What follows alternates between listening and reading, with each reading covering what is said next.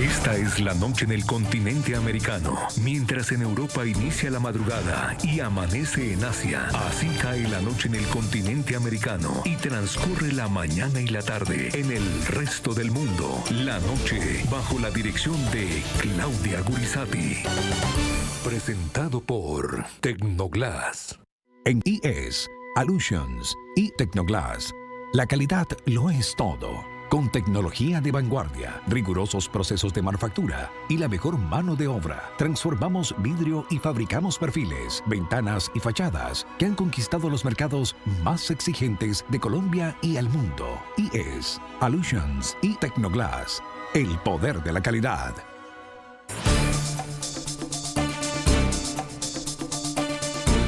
Buenas noches. El programa La Noche, bajo la dirección de Claudia Gurizati, enciende las luces para que usted siempre vea el punto clave de la noticia. Soy Jefferson Beltrán Neira y para mí es un gusto acompañarles en la noche de hoy. La noticia hoy está en la ciudad de Madrid, en España, y es la entrevista exclusiva que ha sostenido nuestra directora Claudia Gurizati con Luis Almagro, a casi un mes de haber terminado su mandato como secretario general de la OEA, de la Organización de Estados Americanos. Este diplomático uruguayo asume un nuevo reto como director del Observatorio de Democracia del Instituto Casla. El punto clave de esta noticia, el profundo e interesante diálogo que ustedes podrán ver a continuación, estuvo precisamente enmarcado en el aniversario número 11 del Instituto Casla, una organización dedicada a la defensa de la libertad, la democracia y los derechos humanos. Luis Almagro se comprometió a redoblar los esfuerzos para la preservación y el fortalecimiento de los principios democráticos en América Latina. El exsecretario general de la OEA en esta entrevista también insiste en la importancia de mantener las acciones de deslegitimación de las dictaduras que sobreviven en la región, en América Latina. Estamos hablando de Cuba, de Nicaragua y de Venezuela. Sobre el caso particular del régimen de Nicolás Maduro, Luis Almagro advirtió que la Corte Penal Internacional no tiene otra opción que aplicar justicia para las víctimas de la represión sistemática de los derechos humanos. Reiteró que la Corte Penal Internacional ya tiene evidencias suficientes para procesar y pedir la captura de los responsables de la dictadura madurista por crímenes de lesa humanidad en Venezuela. Señor exsecretario general de la OEA, Luis Almagro, es un gran honor tenerlo aquí en NTN 24, un canal que permanentemente ha contado con usted en los momentos más duros de la democracia de nuestra región. Gracias. Encantado de estar con usted, gracias por venir y gracias por la oportunidad de esta conversación. He escuchado a muchos luchadores por la democracia tener mucha nostalgia porque usted ya no es el secretario general y sobre todo resaltando la capacidad, la decisión, la voluntad que tuvo para mirar de frente a las dictaduras, a los autoritarismos, no darle miedo, mirarlas de frente, describirlas como lo son y tratar por todos los medios de minimizarlas y de que se fueran, pero no lo logramos. Todavía la lucha sigue. Ahora por fuera de la OEA, ¿cómo va a seguir en su lucha para que la democracia en retroceso en nuestra región vuelva a ser plena?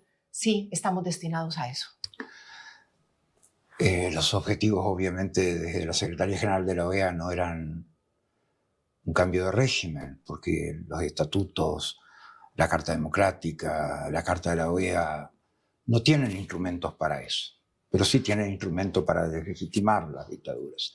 Y ese fue nuestro trabajo, y eso fue lo que logramos.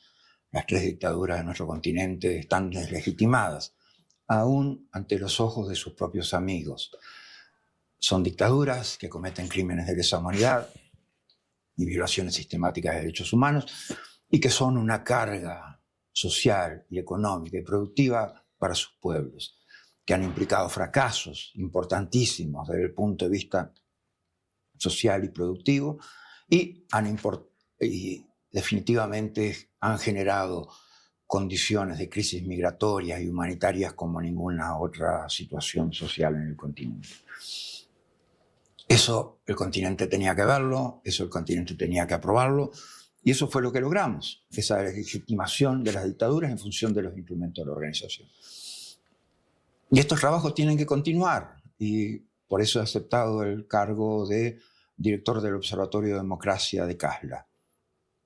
para continuar estos trabajos, para seguir haciendo lo que veníamos haciendo, para lograr estos resultados que fueron muy importantes y que tuvieron que ver, obviamente, con acercar a los pueblos que sufren dictaduras a la justicia y a la deslegitimación de quienes abusan de sus derechos. El logro de la deslegitimación es fundamental y puede que incluso muchos gobiernos actuales en la región, en América Latina, no lo vean de esa manera, pero por lo menos tienen algo de pudor, algo de vergüenza, algunos. A otros no les importa, otros siguen tratando de lavar la cara de este tipo de autoritarismo o de culpar a otro, no de exigirle la responsabilidad o al dictador o al autoritario, sino que siguen tratando de darle explicaciones que los justifican. Frente a eso, ¿qué hacer? ¿Por qué no podemos lograr ese consenso? Pero seguir haciendo lo que hacemos. O sea, nunca vamos a tener unanimidades y no son necesarias las unanimidades, porque si no seríamos el Politburó o el Soviet Supremo. Y eso definitivamente no es de nuestro interés. Siempre van a haber algunas disonancias al respecto. Y es a costo de los disonantes, porque también yo crecí durante las dictaduras de los 70 en el Cono Sur. Y los que quedaron deslegitimados fueron los que apoyaban esas dictaduras, los que fueron indulgentes con esas dictaduras, los que apañaban esas violaciones sistemáticas de derechos humanos o las procuraban ignorar. Entonces es a costo del que lo hace.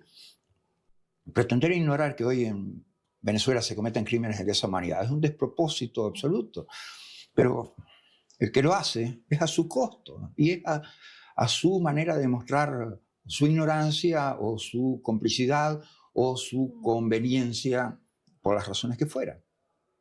En este capítulo me gustaría que habláramos de Boric, el presidente chileno, porque a pesar de las diferencias ideológicas, pueden ser o de narrativas o de visiones de gobiernos, en lo fundamental, los principios democráticos, fue enfático. Es decir, hizo parte de los países que no permitió que no se condenara la violación a los derechos humanos. En Venezuela condenó el robo de elecciones por parte de Maduro o el intento en el que sigue el robo de elecciones. Es decir, a pesar de que no hay unanimidad en los principios básicos de defensa de democracia, ¿habrá posibilidad de que todos algún día estemos de acuerdo? Deberíamos estar todos de acuerdo. Y si uno sale de izquierda, viene de la izquierda o pertenece a la izquierda, y probablemente toda la vida va a pertenecer a la izquierda, y este es mi caso enfático. Nadie se llama engaños conmigo. Yo soy un político de izquierda, pero no solamente, lo decía el otro día, no solamente soy un político de izquierda, soy una persona de izquierda, soy un hombre de izquierda. Entonces, cuando empecé con este proceso, y verdaderamente se me vino mucha gente encima cuando lo hice, y tuve costos, o sea, fue como abrir un canal en el cual a la hora de elegir entre los principios y la ideología, uno tiene que seguir aferrado a sus principios. Y para la izquierda del continente, siempre el tema de los derechos humanos y de la democracia fueron banderas fundamentales, banderas esenciales, y fueron además, o sea, conceptos estratégicos por su enfrentamiento con las dictaduras de los militares de los 70. Entonces, largar esos conceptos, principios fundamentales por defender 3 dictaduras absolutamente fracasadas que solamente han traído dolor, penuria, miseria y pobreza a sus pueblos. Entonces, definitivamente es así. Y son las 3 dictaduras, porque, o sea, es Cuba originariamente, Nicaragua y Venezuela. Y todavía Cuba y Venezuela están en este momento, ni siquiera tienen una ex mística revolucionaria, o sea, son simplemente gobiernos de purgas internas y manejados por burócratas de tercer nivel. Esa es la realidad de esos países, sin experiencia de gobierno, sin capacidad de gobierno, sin capacidad de traer soluciones para sus pueblos. ¿Y por qué ese fenómeno, exsecretario Luis Almagro, ¿Por qué con estas narrativas de izquierda se apropiaron de los países, se quedaron con ellos, secuestraron esos países? ¿Y por qué pareciera condenar a todo el resto de la población que defiende la democracia a tomar de pronto caminos de derecha? Porque al final las opciones, cuando se plantean de izquierda, hay un gran temor de que terminen precisamente en estos populismos que pueden terminar en autoritarismos. Sí, pero o sea, no hay una elaboración ideológica fuerte en Cuba hoy, en Nicaragua, en Venezuela. No hay elaboración ideológica de izquierda. No es elaboración ideológica de izquierda. No hay planteos de izquierda. No hay un plan de gobierno de izquierda. No. O sea, tienen 2 o 3 discursos, uno antiimperialista, el otro puede ser semi-tercermundista, algo así, pero es algo muy barato, muy superficial, absolutamente carente de profundidad conceptual. Entonces, eso no es elaboración ideológica, eso no es elaboración política, eso no es un plan, no tienen un plan de gobierno, no tienen instituciones que respondan a las necesidades de la gente. Esa es la realidad. Entonces, no es, o sea, no... La conceptualización política ha sido muy superficial. Entonces puede ser que amigos de ellos puedan ganar, sí, es posible, pero no es un tema ideológico, es un tema de amistad y conveniencia por determinadas razones que a la hora de ver los conceptos objetivos, los elementos objetivos son incomprensibles. Ellos hablan de antiimperialismo, pero por ejemplo, gobiernos como el de Colombia, Gustavo Petro, de Brasil, no han podido condenar la invasión de Rusia a Ucrania. Es más, le explican diciendo que Ucrania quería pertenecer a la OTAN y que eso llevó a los rusos a Pero tampoco lo pudo hacer Bolsonaro, o sea, esos y otros gobiernos de derecha de la región. No, eso no tenía nada que ver con eso, tiene que ver con determinados intereses y determinadas maneras de posicionarse en la región y en el mundo. No tenía que ver exactamente con esos conceptos. Pero ¿cuál es su opinión frente a quienes no son capaces de ver ahí un peligro? Es decir, que haya un país que invada otro país. Estamos hablando de Europa, estamos hablando de los principios occidentales, de las libertades, del Estado de Derecho, el derecho internacional. Mira, o sea, lo decía cuando era secretario general de la OEA, lo digo ahora como director de CASLA. O sea, cada país puede tener la posición que entienda. Y yo nunca me voy a meter ni a juzgar la posición de ningún país. Esa es mi manera de ver el mundo y las relaciones entre los demás. Hay bastante tensión, ya hay bastante nerviosismo, ya hay bastantes intercambios con... dimensiones hasta a veces de insultos como para agregar a esto. Tenemos que bajar esto a la racionalidad política, tenemos que bajar esto a un entendimiento y tenemos que bajar esto a conceptos políticos y jurídicos y de principios. Y eso es el punto. O sea, si hay un crimen de agresión como el de Rusia y Ucrania, bueno, o sea, sí tenemos que decirlo y en función de eso nosotros tomaremos la posición que estimamos correcta en función de los elementos objetivos de esa situación creada. Pero, y como lo hicimos, y de hecho Rusia, creo que el único lugar del mundo donde lo retiraron fue de la Organización de los Estados Americanos, cuando se le quitó la condición de observador permanente.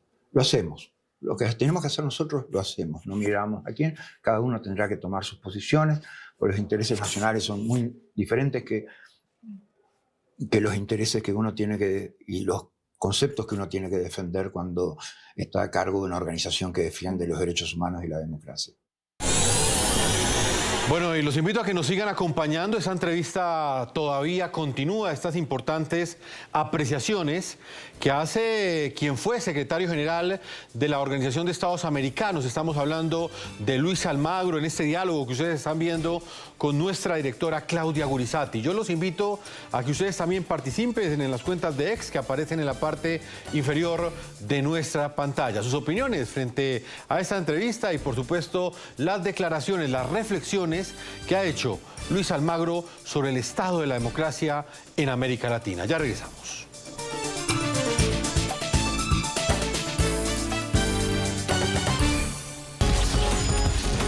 Ya regresamos con La Noche por NTN 24, el canal de las Américas. ¿Y cuál cree usted debe ser el principio que siga rigiendo a la OEA? Ahora hay una nueva administración, obviamente usted viene de enfrentar, como lo decíamos, de mirar de frente a esos autoritarismos. ¿Usted teme que se deje esta labor en la OEA? No temo nada, y la persona que está a cargo, Albert Randin, que está a cargo de la Secretaría General de la OEA, él hará lo que entienda conveniente hacer y oportuno hacer. Y listo, o sea, yo no voy a juzgar tampoco ninguna posición que tenga, y no me interesa hacerlo. Sí, voy a continuar haciendo mi trabajo desde CASLA y a la manera que entiendo que deben hacerse estos trabajos.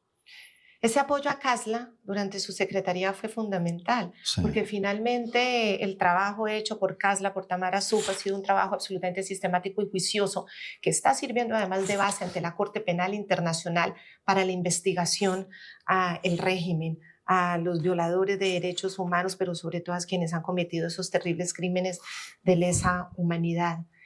Pero hay también ansiedad porque todavía la Corte Penal Internacional no toma una decisión. Se está demorando demasiado, como lo percibe la Comunidad Democrática de América Latina. Sí, o sea, todos querríamos siempre que la justicia fuera más rápida. En nuestros países, en la región, en el mundo. Siempre querríamos eso. Siempre querríamos que no hubiera atrasos en los temas de derechos humanos, porque hacen mucho a la vida de las personas y hacen mucho a la esencia de cómo viven las personas. Pero los tiempos de la justicia a nivel nacional, a nivel regional y a nivel mundial son lentos, y esa es la realidad. Creo que se ha acumulado evidencia, el trabajo de CASLA, el trabajo de la organización, del panel de expertos independientes. Ha sido devastador en ese sentido. Y están los elementos como para que haya un autoprocesamiento y eventualmente un pedido de captura de los responsables del régimen venezolano. Y como debería haberlo de otros que han colaborado con el régimen venezolano. Y se ha presentado evidencia también en el caso de Cuba y en Nicaragua también. Entonces es mucho trabajo, mucha acumulación de cosas, de hechos y derecho como para llevar adelante esto. Pero es algo que creo que la Corte Penal Internacional tampoco estaba tan lista como para tener casos latinoamericanos. O sea, como que estaba trabajando en un solo continente y de repente tuvo que diversificar su agenda. Y creo que eso los tomó por sorpresa en temas de recursos humanos, materiales y financieros para hacer ese trabajo. Finalmente ustedes sorprendieron a la Corte Penal Internacional, exsecretario Almagro, su trabajo del panel de expertos independientes, el trabajo de CASLA, toda esa cantidad de pruebas clarísimas y sobre todo con la sistematicidad del conocedor frente a la Corte Penal Internacional, y de repente se vieron con esto. ¿Cuánto más habría que esperar? No deberíamos esperar más, pero supongo que también ha ocurrido algo, y es que hubo gente probablemente que por ayudar desayudó, o sea que me puso mucho más información que la necesaria, a veces no tan sistematizada, a veces no tan clasificada, a veces no tan vinculada específicamente a testimonios de víctimas o de familiares de víctimas. Y creo que cuando la lectura pasa de 100 a 1.000.000 cambia completamente, y eso también puede haber ocurrido. No obstante, los elementos están ahí, las víctimas están ahí, los que han sido asesinados están ahí, los que han sido torturados están ahí, los que han sido desaparecidos están ahí. Nos golpean los ojos y la cara todo el tiempo. Entonces, es como transformar y hacer que ese caso de esta gente sea relevante en conceptos de derecho para que la Corte Penal avance. Y eso es lo que la Corte Penal no tiene otra opción que hacer esto. No tiene ningún otro camino que dar justicia a las víctimas y a los familiares de las víctimas. No hacerlo sería una denegación de justicia absurda por parte de un foro como la Corte Penal. Que se hizo para eso, precisamente, para cuando las circunstancias del país... Cuando la gente no tiene justicia en su propio país. Esa es la complementariedad de la Corte. Pero la complementariedad de la Corte tiene que aplicarse. No está para no aplicarse, está para aplicarse.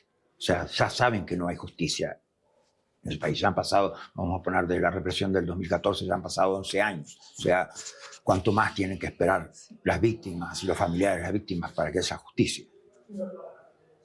Ese papel de la comunidad internacional, fíjense lo importante que es.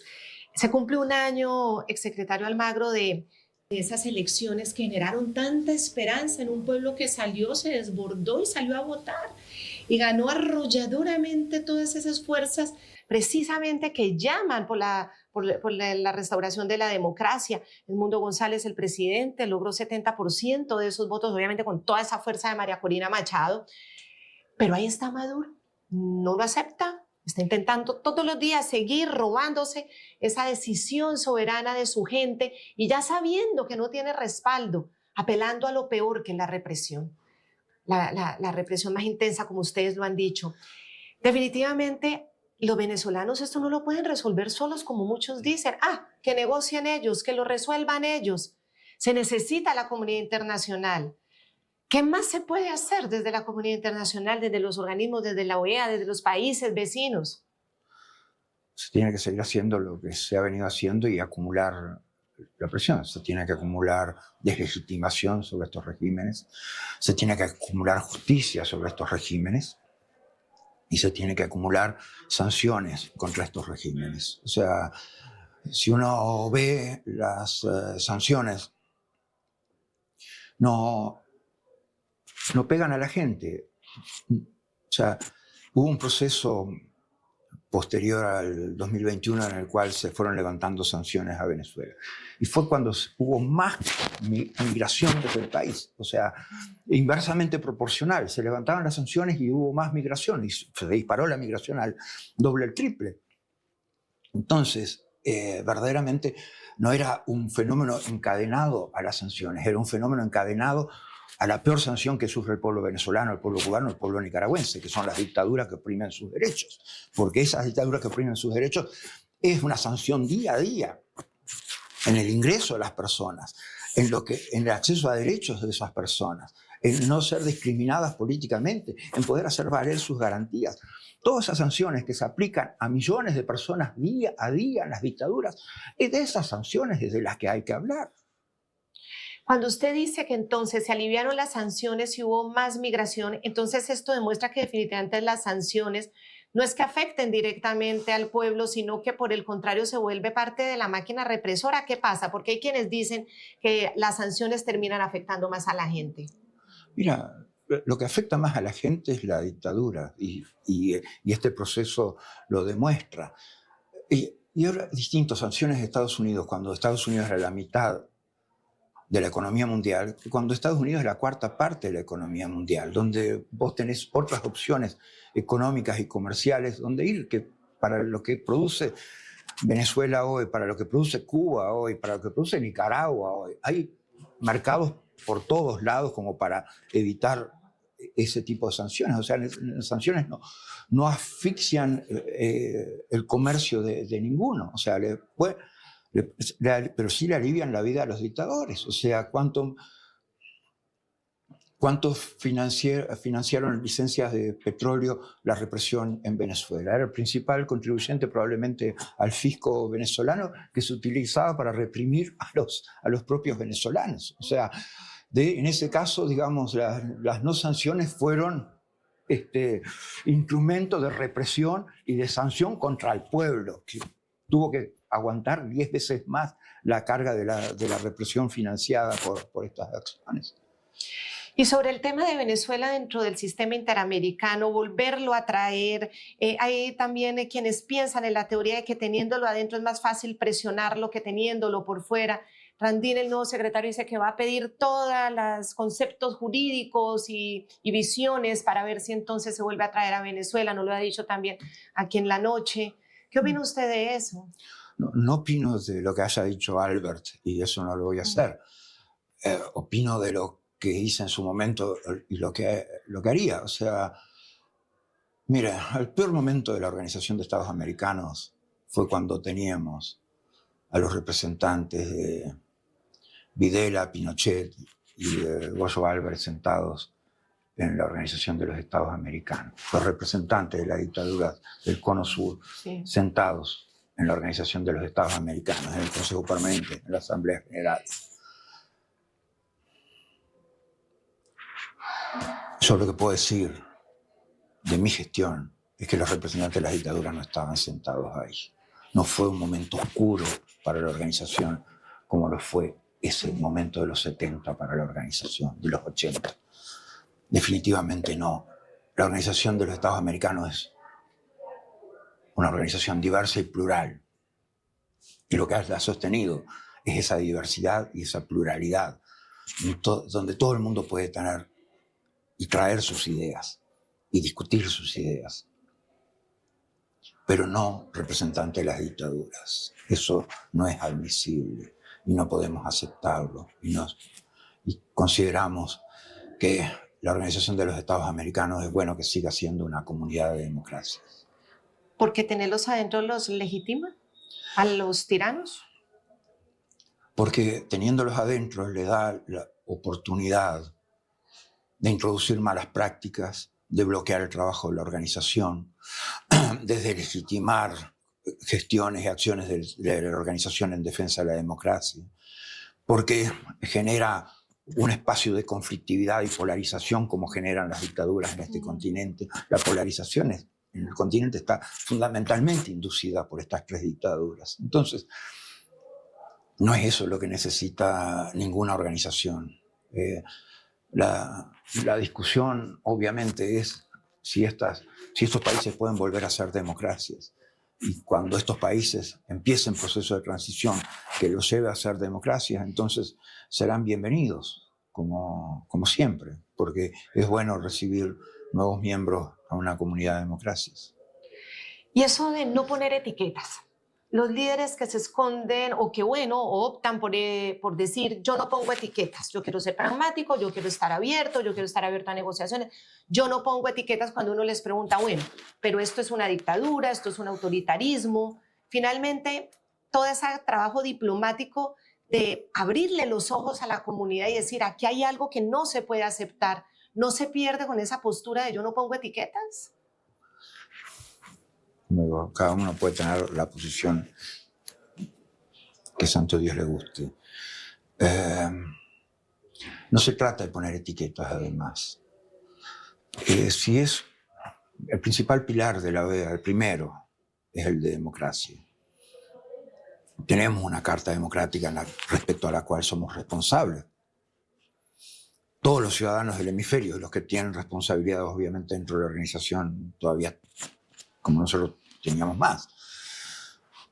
La propia carta de la OEA. Entonces, no se trata de poner etiqueta a nadie, se trata de defender esos principios de democracia, identificar dónde la democracia está en peligro, dónde la democracia se ha perdido, dónde la democracia está bien, porque eso es lo que va generando tracción para que nuestros pueblos estén cada vez mejor. Si usted ve la región, el hemisferio nuestro, cuanto mejor funciona la democracia, mejor funciona todo. O sea, mejor son, porque las instituciones funcionan mejor, porque la ciudadanía es mejor, porque todo está más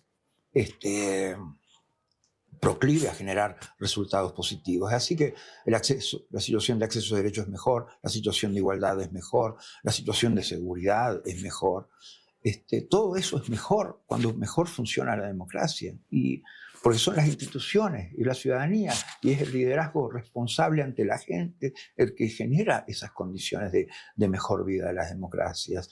Respecto a las dictaduras, donde no hay una responsabilidad política, vos podés tener algo así como en Venezuela, 9 millones de personas en riesgo de hambre severa, y no sos responsable políticamente de eso porque sos un dictador.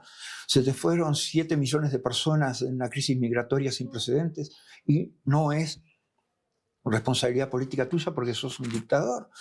Te has llevado no sé cuántos miles de millones de dólares en corrupción y eso no importa porque sos un dictador. Esa es la lógica que obviamente no podemos aceptar, y esa es la lógica que debemos ayudar a revertir.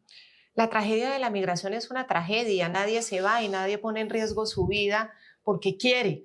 Definitivamente es porque necesita una opción vital. Es de vida o muerte, de darle una oportunidad a su hijo o no dársela nunca. Y Estados Unidos, bajo la administración de Trump, está acabando con herramientas que servían de manera muy humanitaria, como un TPS para los venezolanos, para los cubanos, entre otras nacionalidades, precisamente a unos regímenes que el mismo Trump critica y dice que son terribles, pero a su gente no le está dando la opción, se las está quitando. ¿Qué opina usted sobre esto? La migración es un tema que ha sido recurrente en nuestro hemisferio, desde la época que yo era canciller. O sea, me acuerdo de la canciller de Uruguay, de la administración Obama, y yo recibía todas las semanas uruguayos deportados. Lo más importante siempre era el respeto a sus derechos humanos de la gente y el respeto al debido proceso y a que tuvieran las máximas garantías.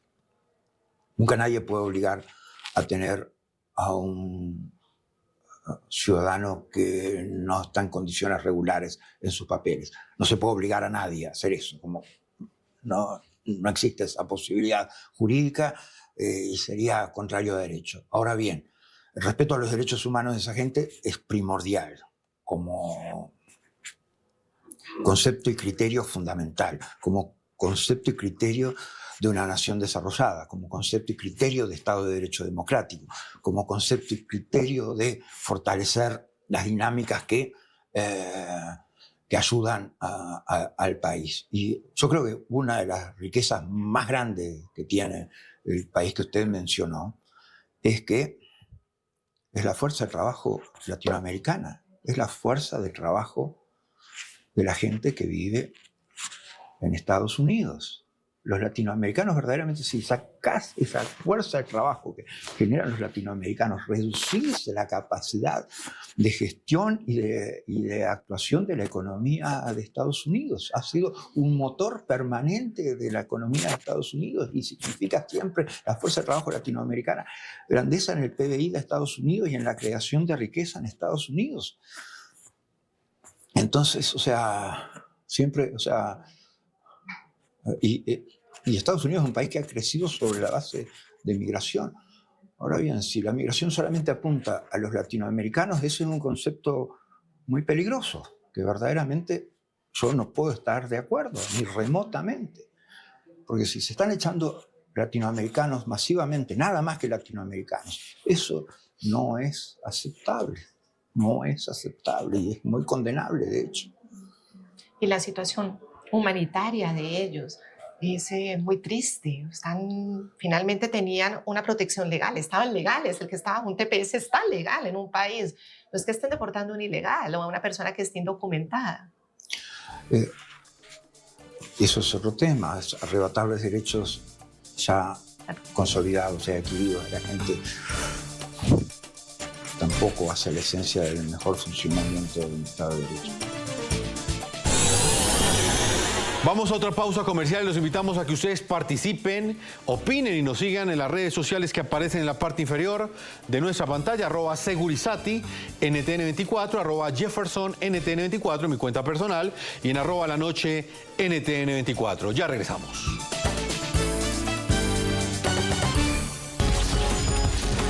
Ya regresamos con La Noche por NTN 24, el canal de las Américas. En la última parte de esta entrevista exclusiva con nuestra directora Claudia Gurizati, el exsecretario general de la Organización de Estados Americanos, Luis Almagro, hizo una reflexión sobre los populismos como opciones electorales y enfatizó que en cuanto mejor funciona la democracia, mejor funciona todo. Además, también abordó el tema del impacto que ha tenido la expansión de la banda criminal del Tren de Aragua de Venezuela en países de la región y de los Estados Unidos. Dijo que este fenómeno contaminó la problemática de la migración venezolana. Secretario Luis Almagro, estamos ante un cambio del orden internacional, tenemos conflictos por todo lado, a veces creemos que estamos en una época muy dura de la humanidad, pero bueno, lo estamos viviendo. El concepto del populismo y todas estas narrativas que han logrado que en América Latina lleguen presidentes por la vía democrática y terminen en estos, como el caso de, que usted muy bien menciona, Venezuela, Nicaragua y Cuba. Pero es que también hay otros que están en proyecto, que quieren, que todavía no son dictadores y de pronto ni lo llegan a hacer.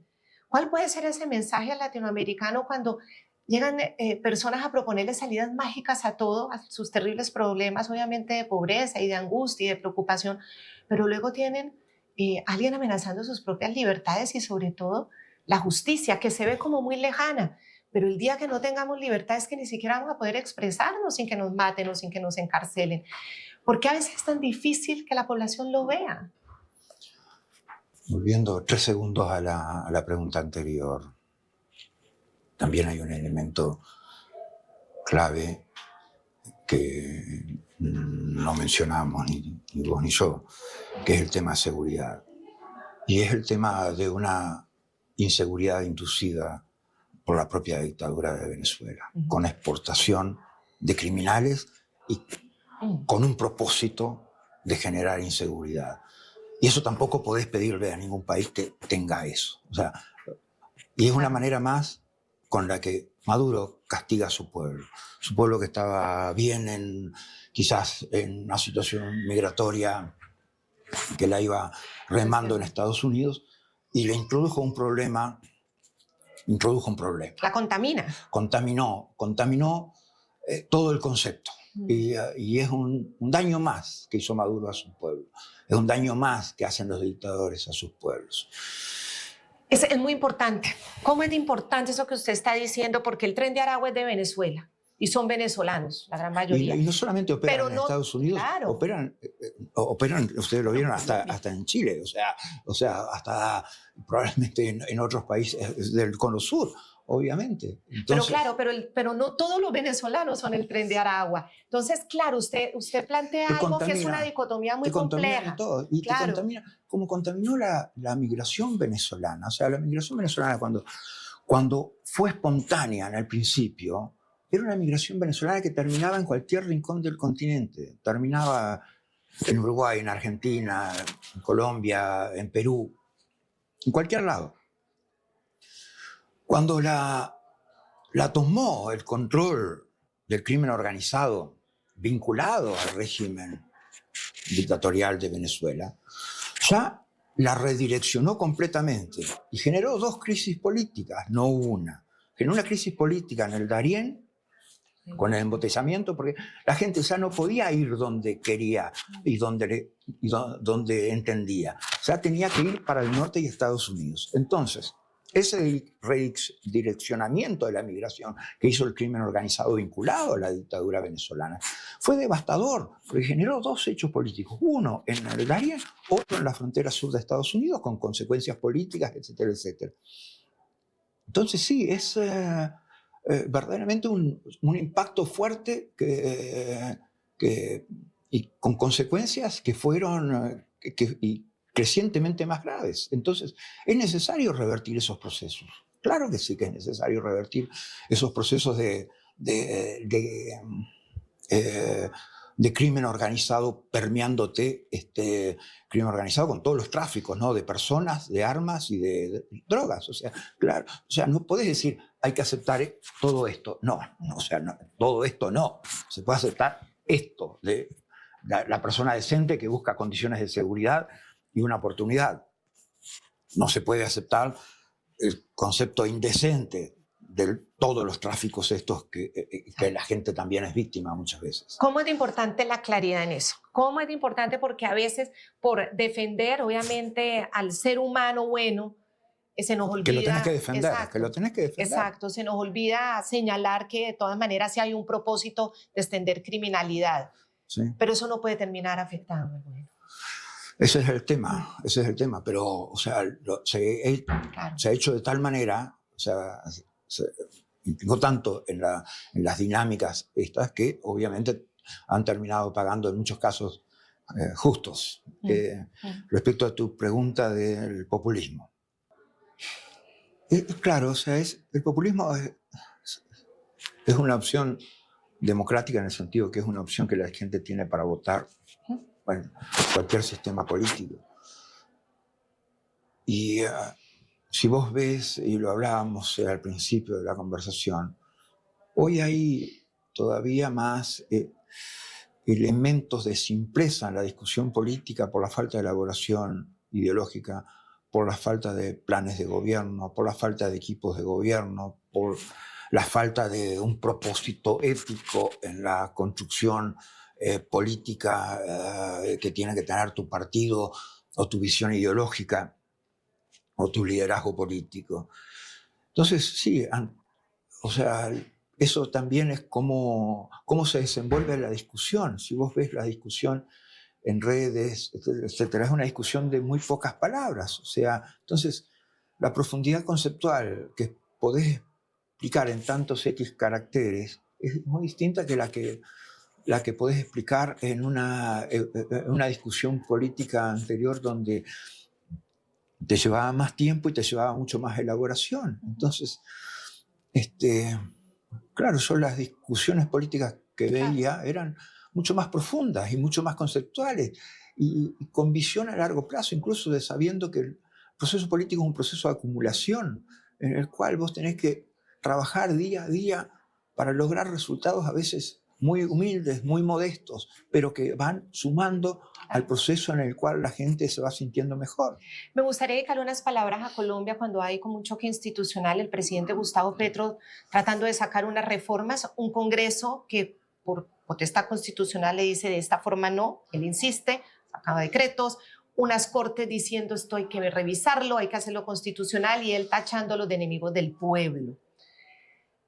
Un constitucionalista muy importante, el constitucionalista Gaona, le dice al ministro de Petro, eso que ustedes llaman obstrucción institucional, se llama oposición y en la ciencia política la oposición es el costo que se paga por la democracia.